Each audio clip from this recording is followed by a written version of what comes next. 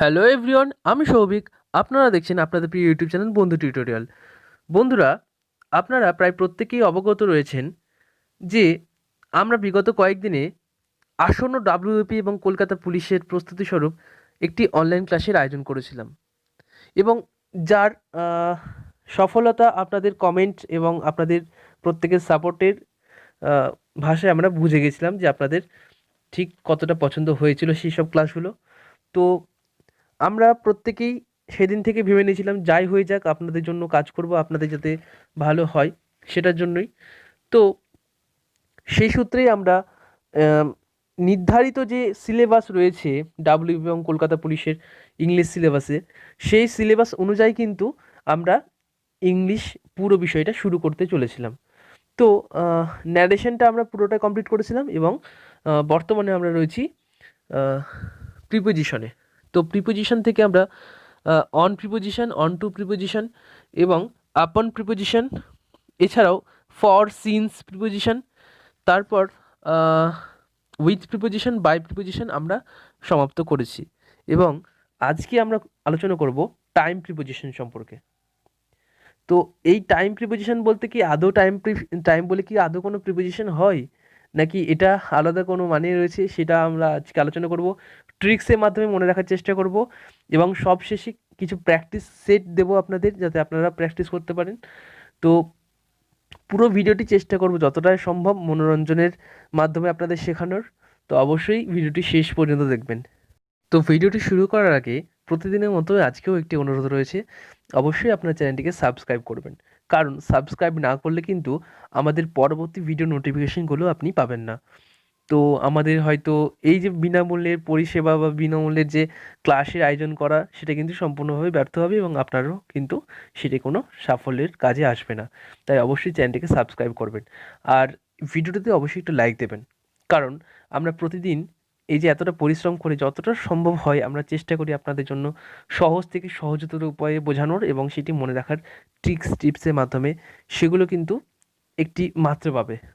এবং আমরাও ভাববো আপনাদের ভালো লাগছে এবং ভবিষ্যতেও কিন্তু আমরা এইভাবে আরও যতটা সহজে সম্ভব আপনাদের শেখানোর চেষ্টা করব। তাই অবশ্যই কিন্তু একটি লাইকও দেবেন আর বন্ধুদের সাথে শেয়ার করতে ভুলবেন না। চলুন এবার ভিডিওটি শুরু করা যাক। তো যেমনটা আমরা বলেছিলাম, আজকে আমরা প্রিপোজিশন অফ টাইম সম্পর্কে আলোচনা করব। তো টাইম কি আদৌ কোনো প্রিপোজিশন? মোটেও নয়। প্রিপোজিশন অ্যাকচুয়ালি হচ্ছে অ্যাট, ইন, অন, এই সকল শব্দ। এবার এই সকল শব্দ যেহেতু সময়সূচক শব্দের সাথে সামঞ্জস্যপূর্ণ, সেহেতু আমরা এক কথায় এটিকে টাইম প্রিপোজিশন বলছি। এবার অনেকে প্রশ্ন করবেন বা এই রকম ধরনের প্রশ্ন ওঠাই কিন্তু স্বাভাবিক, যে আমরা কিছুদিন আগে অন প্রিপোজিশন সম্পর্কে পড়েছি, তাহলে সেখানে আলাদা ব্যবহার হচ্ছে, এখানে আলাদা ব্যবহার। আবার আমরা প্রত্যেকেই জানি যে অ্যাট কথাটি যোগ হয় কোথায়, যখন কোনো প্লেস বোঝায়, ইংরেজি কোনো বাক্যে যখন কোথাও কোনো জায়গার কথা বলা হবে তার আগে কিন্তু অ্যাট বসে। তাহলে কোথায় জায়গার ক্ষেত্রে অ্যাট বসবে, কোথায় টাইমের ক্ষেত্রে অ্যাট বসবে, সেটা কিন্তু আজকে আমরা জেনে নেব খুব সহজে, খুব সংক্ষেপে এবং খুব মজার মাধ্যমে। তো চলুন আজকে ভিডিওটি একদম শুরু থেকে শেষ করব, খুব এনজয় করব। নো, একদম চাপ নেবেন না, একদম টেনশন ফ্রিভাবে আজকে ক্লাসটা করব। তো প্রথমে বলে রাখি, আমরা এই যে টাইম, প্রথমে বললাম টাইম, এই টাইমটাকে আমরা দুভাবে ভাগ করেছি, একটা ঘড়ি, একটা ক্যালেন্ডার। ঘড়ি হিসাবে অর্থাৎ টাইম, যেটা অ্যাকচুয়ালি ঘন্টা, মিনিট এবং সেকেন্ডে যে হিসাব হয়, সেই হিসাবে আমরা ঘড়িটাকে মানে ভাগ করেছি এবং ক্যালেন্ডারটাকে ভাগ করেছি ইয়ার, মান্থ, ডে এবং ডেট হিসেবে। তো কিভাবে এবার আমরা বুঝবো সেই বিষয়টি একদম ক্লিয়ারলি বোঝা যাক। তো প্রথমে আমরা আলোচনা করব টাইম প্রিপোজিশনে ঘড়ি সম্পর্কে, অর্থাৎ ঘন্টা, মিনিট, সেকেন্ড। এখানে আহ, ইংরেজি বাক্যের ক্ষেত্রে যখন আমরা কোনো ইংরেজিতে বাক্য বলি, সেক্ষেত্রে আমরা এমন কিছু শব্দ পাই যেগুলি কিন্তু ঘন্টা, মিনিট বা সেকেন্ড এগুলি সূচক বা এগুলিকে প্রকাশ করে। ধরুন আমি বাংলায় একটি কথা বললাম, আমি প্রতিদিন সকাল 5টায় ঘুম থেকে উঠি। এই বাক্যটি যখন যখন আমরা ইংরেজিতে বলবো, I wake up from my bed at 5 AM or 5 o'clock। ঠিক আছে, এই যে ও ক্লক, AM বা আওয়ার বা মিনিট বা সেকেন্ড, এই সকল যেসব শব্দগুলো আমরা ইংরেজিতে ব্যবহার করছি, সেক্ষেত্রে কিন্তু আমাদের প্রথমে মনে রাখতে হবে এগুলি হচ্ছে সকল অ্যাট প্রিপোজিশনের উদাহরণ। তো বিষয়টি আরও একবার বোঝা যাক কিছু অন্য উদাহরণ দিয়ে। I go to school at 7 o'clock। যখন কোনো সংখ্যা বোঝাবে সেই সংখ্যাটি যখন সেই সংখ্যার আগে কিন্তু একটি অ্যাট বসবে। সেটি 7 o'clock না হয়ে যদি 8 o'clock থাকে, 9 o'clock থাকে, বা যদি 7 PM থাকে, 7 AM থাকে, তাহলেও কিন্তু অ্যাট বসবে। অ্যাট প্রিপোজিশন বসার একটি মূল লক্ষ্য হচ্ছে কোনো একটা সময়ের উল্লেখ থাকবে, সেটা ঘন্টা, মিনিট বা সেকেন্ড যাই থাকুক না কেন। 7 AM থাকতে পারে, 7 PM থাকতে পারে, 8 o'clock থাকতে পারে, বা 8.00 আওয়ার থাকতে পারে, যাই থাকুক না কেন, যেভাবে থাকুক না কেন, সেখানে যদি hour, minute, second, AM, PM, o'clock এই সকল যদি থাকে তাহলে কিন্তু অ্যাট প্রিপোজিশন বসবে। তো আরও একটি উদাহরণ দিয়ে আমরা বোঝার চেষ্টা করি। I will meet you at 5 o'clock। অর্থাৎ আমি তোমার সাথে মিট করব 5টায়। এবার এই বাক্যটিতে আমরা বুঝতে পারছি না সকাল 5টা নাকি বিকেল 5টা কথা বলা হয়েছে। তো আমাদের এত কিছু জানার কোনো দরকার নেই, শুধু দেখব যে 5 o'clock রয়েছে। আমরা যেহেতু বললাম যে ও ক্লক বা PM বা AM বা আওয়ার বা মিনিট বা সেকেন্ড যাই উল্লেখ থাকুক না কেন, সেই বাক্যটি কিন্তু আমাদের বুঝে নিতে একটু অসুবিধা হবে না যে সেটি অ্যাট প্রিপোজিশনের উদাহরণ। তো এই দুটো আমরা আর এখন আপাতত আলোচনা করলাম। এরপরে আমরা কিন্তু এই বিষয়টি আরও গভীরে গিয়ে বোঝার চেষ্টা করব। দ্বিতীয় যে আমাদের যেটি আমাদের ব্যাখ্য বিষয় সেটি হচ্ছে ক্যালেন্ডারের ইয়ার এবং মান্থ। ধরুন ইংরেজিতে যখন কোনো আমরা বাক্য বলি কিছু, সেক্ষেত্রে কিন্তু এমন কিছু বাক্য থাকে, যেমন এখানে ঘন্টা, মিনিট, সেকেন্ডের কথা বললাম, সেখানে কিন্তু ইয়ার, মান্থের কথা উল্লেখ থাকবে। ধরুন আমি একটি বাক্য বললাম, ইন্ডিয়া গট ইন্ডিপেন্ডেন্স ইন 1947। অর্থাৎ ভারত স্বাধীনতা লাভ করেছিল 1947 সালে। এবার এই বাক্যে আমরা কিন্তু কোনো ঘন্টা, মিনিট বা সেকেন্ডের উল্লেখ পাচ্ছি না, এখানে কিন্তু কোনো একটা সালের উল্লেখ পাচ্ছি। যেহেতু এখানে একটি সালের উল্লেখ পাচ্ছি, সেহেতু এটি একটি বছর। আমরা সকলেই জানি এটি একটি বছর, 1947 সাল, এটি একটি সাল বা বছর। বা এখানে যদি সালের বদলে কোনো মাস থাকতো, 15ই আগস্ট কথাটা থাকতো, তাহলে কিন্তু এটি হয়ে যেত আমাদের ইন প্রিপোজিশন। এটি অবশ্যই একটি ইন প্রিপোজিশন। যেখানেই দেখবেন যে কোনো বাক্য রয়েছে এবং বাক্যের আগে কোনো একটি সাল রয়েছে এবং তারপরে একটি ব্ল্যাঙ্কস রয়েছে, সেক্ষেত্রে কিন্তু বুঝে নিতে হবে সেটি হচ্ছে, যেহেতু এটি ইন প্রিপোজিশনের উদাহরণ। তো আরও একবার বলে দিই বিষয়টি। যদি কোনো বাক্য, ইংরেজি বাক্য, সেখানে কোনো প্রিপোজিশন খুঁজতে বলা হয় এবং বাক্যে যদি কোনো বছরের উল্লেখ থাকে, তার আগে যদি ব্ল্যাঙ্ক থাকে, তাহলে কিন্তু সেটি অবশ্যই হবে ইন প্রিপোজিশন।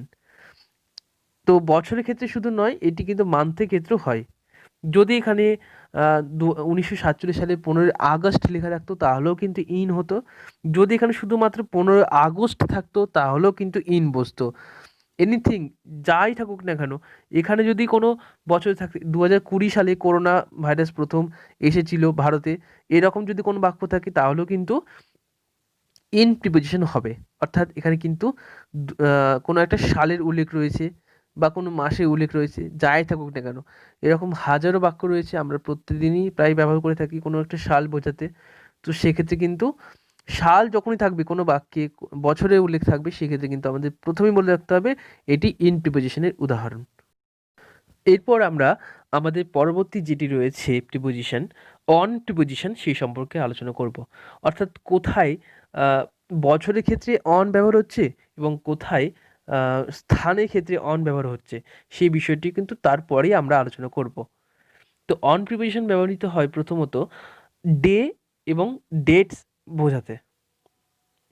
কোথায়? ধরুন কোনো ইংরেজি বাক্য রয়েছে যার পরে কোনো একটা দিনের কথা বলা হয়েছে, সোমবার, মঙ্গলবার, অর্থাৎ সানডে, মনডে, টুইসডে, ওয়েডনেসডে যাই থাকুক না কেন, সেখানে কিন্তু ব্ল্যাঙ্কসের পরে যদি কোনো দিনের উল্লেখ থাকে, তাহলে কিন্তু সেটি হবে অন প্রিপোজিশন। আমরা একটি উদাহরণ বাক্যের সহায়তা নিচ্ছি। Our exam will held on, আমি বলে দিলাম অন টুইসডে। এই যে টুইসডে আমরা প্রথমত জানলাম যে যদি কোনো বছরের উল্লেখ থাকতো তাহলে কিন্তু সেটি হতো ইন প্রিপোজিশন। যেহেতু এখানে বছরের কোনো উল্লেখ নেই, এখানে একটি দিনের উল্লেখ রয়েছে, সেহেতু কিন্তু এটি অন প্রিপোজিশন। বুঝে গেল? এরপর আমরা বলে দেবো কিভাবে, সরি আরেকটা জিনিস বলে দিই যে কোথায় অন প্রিপোজিশন হচ্ছে এবং কোথায় এখানে টাইম সূচক ক্ষেত্রে অন প্রিপোজিশন ব্যবহার হচ্ছে, আর কোথায় প্লেস বোঝাতে অন ব্যবহার হচ্ছে। আমরা প্রথম দিনই বলেছিলাম অন প্রিপোজিশন কোনো কিছুর ওপরে, সারফেসের ওপরে যখন কোনো বস্তুর বোঝাবে সেক্ষেত্রে।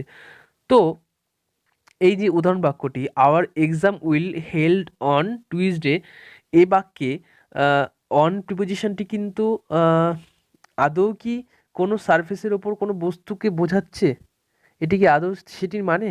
আওয়ার এক্সাম মানে আমাদের এক্সামটি আগামী টুইসডে থেকে শুরু হচ্ছে, অর্থাৎ মঙ্গলবার থেকে শুরু হচ্ছে। এখানে কিন্তু কোথাও এরকম কোনো কিছুর উল্লেখ নেই যে কোনো বস্তুর উপর কোনো বস্তু রয়েছে।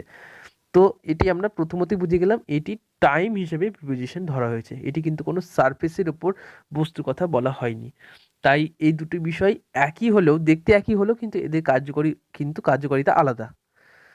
ঠিক আছে, এবার আমি বলে দেবো কিভাবে আপনারা মনে রাখবেন অ্যাট প্রিপোজিশন, অর্থাৎ ঘড়ি, সেকেন্ড, মিনিট এইসব কীভাবে মনে রাখবেন। ইন প্রিপোজিশন ইয়ার, মান্থ এসবের ক্ষেত্রে ব্যবহার হয়, সেটা কী করে মনে রাখবেন। এবং অন প্রিপোজিশন কীভাবে ডে, ডেটস এসবের ক্ষেত্রে ব্যবহার হয় সেটা বা কীভাবে মনে রাখবেন, সেটা মনে রাখারও একটি সহজ উপায় আমি বলে দিচ্ছি। তো আমরা প্রথমেই টাইমকে দুইভাবে ভাগ করেছিলাম, একটি ঘড়ি অর্থাৎ ওয়াচ এবং একটি ক্যালেন্ডার। তো ওয়াচ কথাটি WATCH, আর অ্যাট AT। এবার দেখুন WAT, এখানে ডাব্লুর পরে কিন্তু AT রয়েছে এবং প্রিপোজিশন কিন্তু AT। এইভাবে মনে রাখবেন, যখনই বলবে ও ক্লক, কোনো ঘন্টার কথা বলা হবে, কোনো মিনিটে কথা বলা হবে, কোনো সেকেন্ডে কথা বলা হবে, তখন প্রথমে আপনারা কী ভাববেন, এইটি হচ্ছে একটি ঘড়ি। ওয়াচ কোনো একটা ঘড়ি কথা বলা হয়েছে, কোনো একটা সময় কথা বলা হয়েছে, ওয়াচ। তো যেহেতু ওয়াচ সেহেতু এটি রয়েছে, ওয়াচে এটি রয়েছে, সেহেতু এটি এটি প্রিপোজিশন, অ্যাট প্রিপোজিশন। যেহেতু ঘড়িতেই অ্যাট রয়েছে সেহেতু অ্যাট প্রিপোজিশন। ঠিক আছে, দ্বিতীয়টি কি? দ্বিতীয়টি হচ্ছে ইন প্রিপোজিশন। ক্যালেন্ডারের ইয়ার্স এবং মান্থ, এইটি শুধু আপনাকে মনে রাখতে হবে, বাকিগুলো আমি বলে দিচ্ছি। বাকি যেটি ছিল অন প্রিপোজিশন, এটি ডে হিসেবে ব্যবহৃত হয়। তো আমি বলে রাখি, মনে রাখার সহজ উপায় কি, আমরা প্রায় প্রত্যেকেই বলে রাখি আজকে অন ডে, কালকে অফ ডে, এরকম আমরা প্রতিদিনই প্রায় ব্যবহার করে থাকি। সেইভাবে মনে রাখবেন ডে কোথায় ব্যবহৃত হয়, অনের ক্ষেত্রে ব্যবহৃত হয়। অন অফ, যেহেতু কথাটা আমরা প্রতিদিনই ব্যবহার করে থাকি সেহেতু মনে রাখবেন ডে যখনই থাকবে কোনো বাক্যে এবং তার আগে যদি ব্ল্যাঙ্ক থাকে এবং যদি বলা হয় প্রিপোজিশনটি বের করতে, তাহলে কিন্তু সেটি অন প্রিপোজিশন হবে। এটি কিন্তু মনে রাখার সহজ উপায়। তাহলে কি বললাম, যখনই কোনো বাক্যে ঘড়ি থাকবে মানে ঘন্টা, মিনিট, সেকেন্ড এসব থাকবে বা ও ক্লক থাকবে, সেক্ষেত্রে কিন্তু প্রথমেই মনে রাখবেন যে আপনাকে মনে রাখতে হবে এটি কিন্তু কোনো ঘড়ির কথা বলা হচ্ছে, কোনো একটা টাইমের কথা, নির্দিষ্ট টাইমের কথা বলা হচ্ছে, সেক্ষেত্রে কিন্তু আপনাকে ওয়াচ কথাটা মনে রাখতে হবে। এবার ওয়াচ মানেই যে ওখানে যে এটি রয়েছে, সেহেতু এটি এটি অর্থাৎ অ্যাট প্রিপোজিশন, সেটি আপনাকে বসিয়ে নিতে হবে। এটা তো ক্লিয়ার। অন প্রিপোজিশন কি বললাম, যখন কোনো দিনের কথা বলা হবে, তো day, on day, on day. তো যখনই কোনো একটা ডে দেখবেন, এখানে যেমন টুইসডের কথা বলা হয়েছে, যেহেতু ডে রয়েছে সেহেতু এখানে অন বসবে, অন ডে, অফ ডে নয়, অন ডে, সবসময় অন ডে। তো এখানে অন প্রিপোজিশন বসলো, আর এই দুটো বাদে যেটা থাকবে সেটা কিন্তু ইন প্রিপোজিশন। বাস, মনে রাখার সহজভাবে বলে দিলাম। এরপর আমরা কিছু প্র্যাকটিস কোশ্চেন করব, যাতে আমাদের যে শিক্ষাটা আমরা পেলাম বা যেটা আমরা জানতে পারলাম সেটা কতটা সাফল্যপূর্ণ সেটা আমরা একটু বোঝার চেষ্টা করব। তো আমাদের প্রথম প্র্যাকটিস কোশ্চেনটি হচ্ছে, the class will be held dash Monday. The class will be held dash Monday. তো আমি অনেক কষ্ট করে এই কথাটা আটকাচ্ছি, এটা কিন্তু আমার মুখ দিয়ে বেরিয়ে যাচ্ছিল প্রায়। তো বিষয়টি আমি বলে দিই, আপনারা প্রায় প্রত্যেকেই পারবেন, আমি এইটুকুটা আশা রাখছি। মানডে যেহেতু রয়েছে, সেহেতু আমরা একটু আগে জানলাম যে যখনই কোনো ডের উল্লেখ থাকবে সেটি কিন্তু অন ডে, তো এটি অন প্রিপোজিশন। তো আমার মুখ দিয়ে এমনিও বেরিয়ে যাচ্ছিলো, কারণ আমরা এই কথাটা প্রায়শই এরকমভাবে বলে থাকি হেল্ডের পর অন কিন্তু হয়, এটা আমরা প্রত্যেকেই জানি প্রায়। তো যে যখন আমরা বাক্যটা বলছি এখানে কিন্তু আমরা অন্য প্রিপোজিশনগুলো বসেও কিন্তু জাজ করতে পারি যে এখানে কিন্তু অন বাদে অন্য কোনো প্রিপোজিশন হবে না। আমরা একবার দেখে নিই সেটি। The class will be held at Monday, হচ্ছে না, কখনোই হচ্ছে না, এটা একটু হাস্যকরই লাগছে। দ্বিতীয় আমরা যদি অন্য অপশনটা রাখি তাহলে কী রকম লাগবে, the class will be held in Monday, এটিও হাস্যকরই লাগছে। তো আমাদের যেটি প্রপার প্রিপোজিশন বসার সেটি কিন্তু বসেই যাচ্ছে, এটি কিন্তু একদম ক্লিয়ারলি বুঝে যাচ্ছি আমরা। The class will be held on Monday, the class will be held on Monday, দেখুন উচ্চারণ করতে কোনো দ্বিধা হচ্ছে না এবং এটি আমাদের কিন্তু খুব পরিচিত একটি ওয়ার্ড। এবং আমরা একটু আগে জানলাম যেহেতু ডে কথাটি রয়েছে সেহেতু কিন্তু এটি অন প্রিপোজিশন হবে, এটি 100% গ্যারেন্টি। তো আমরা সেটি একদম 100% রাইট অ্যান্সার দিয়েছি। Congratulation to all of you. তো আমাদের নেক্সট যে কোশ্চেনটি সেটি একবার দেখে নিই। The first Olympic game held dash 1924, এই বাক্যটি এটিও আপনারা অবশ্যই ভিডিওটি পজ করে চেষ্টা করুন মানে অ্যান্সারটা করার। তো প্রথমে আমি কি বলেছিলাম, যখনই কোনো ঘন্টা মিনিট সেকেন্ডে উল্লেখ থাকবে সেক্ষেত্রে অ্যাট, এবং যখন কোনো দিনের উল্লেখ থাকবে সেটি কিন্তু অন ডে।